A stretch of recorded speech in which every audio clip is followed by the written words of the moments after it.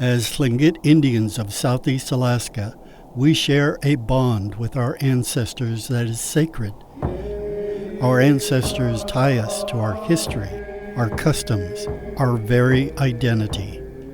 To honor them and stay connected with our past, we carve ceremonial hats in the form of animals representing our clan crests. Some are hundreds of years old. These hats hold the spirits of the clan's ancestors and are an important bridge between the past and the present. In 2019, the Tlingit Kiks.ádi clan held a ceremony to dedicate a brand new wooden hat. A sacred Kiks.ádi hat with the face of a sculpin fish, one of the clan's crest animals, carved on it.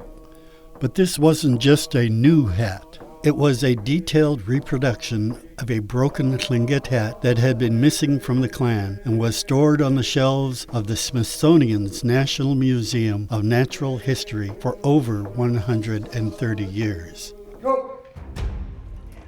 I'm Eric Hollinger. I'm a tribal liaison for the repatriation office at the Smithsonian's National Museum of Natural History. And we're here today for a ceremony where the Smithsonian will transfer an object that the Smithsonian helped the Tlingit Kiks.ádi clan make.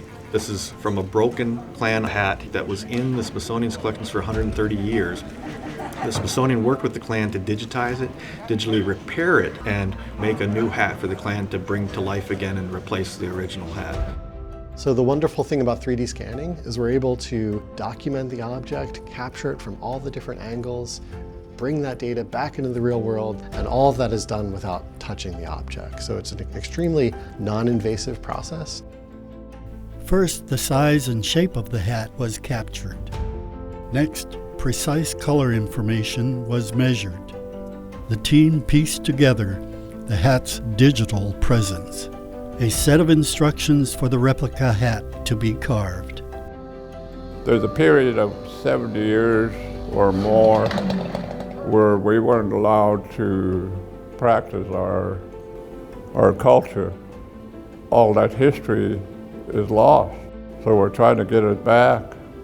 What I'm seeing here is that bringing this hat back is a really meaningful thing for the people here in Southeast Alaska. Clear a path for the new hat.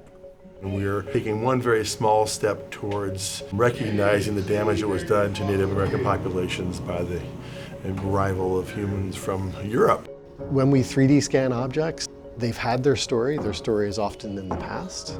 With this project, we're 3D scanning an object and it's beginning its new life.